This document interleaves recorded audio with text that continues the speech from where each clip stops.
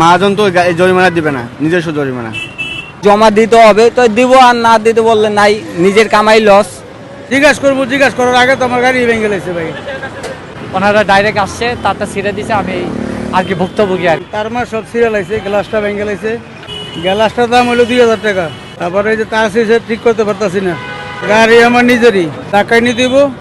Income তো আজকে শেষ, ইনকাম নাই, ইনকাম করতে এটা আমরা কিছু বুঝি না। এনে আইসি পোলা পানি ধরে ভেঙে গেছে, তার সব সিরিয়াল আছে। এগুলো চিনি না, ছোট ছোট বাচ্চা।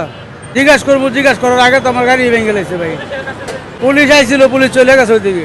ভয়ের জন্য না, কি বিষয়ে কি আন্দোলন, কেননা আমার গাড়ি হচ্ছে মিরপুরের, আমার গাড়ি মিরপুরের, আমি খেপ নিয়ে এখানে আসছিলাম।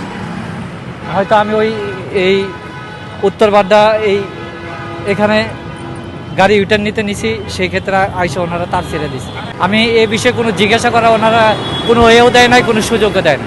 ওনারা ডাইরেক্ট আসছে, তারটা ছেড়ে দিছে, আমি আর কি ভুক্তভোগী আর কি, তাছাড়া আর কিছু না। গাড়ি আমার নিজের না, গাড়ি হচ্ছে ভাড়া গাড়ি। আর ক্ষয়ক্ষতি হয়েছে প্রায় 500 টাকার মতো আর। ঘটনাটা হয়েছিল, আমি একটা ভাড়া নিয়ে এখানে আসতেছিলাম, পরে ওই ব্রিজের মাথায় 2-3টা ছেলেবেলে আসে, তার টানে ছিঁড়া ফেলাইলো।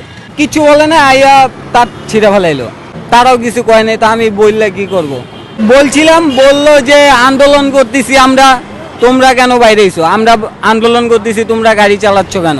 পেয়ে গেল ওই পুরান ঢাকার দিকে, কারণ ঠেলে নিতে হবে, নাহলে গাড়ি ভাড়া দিয়ে নিতে হবে।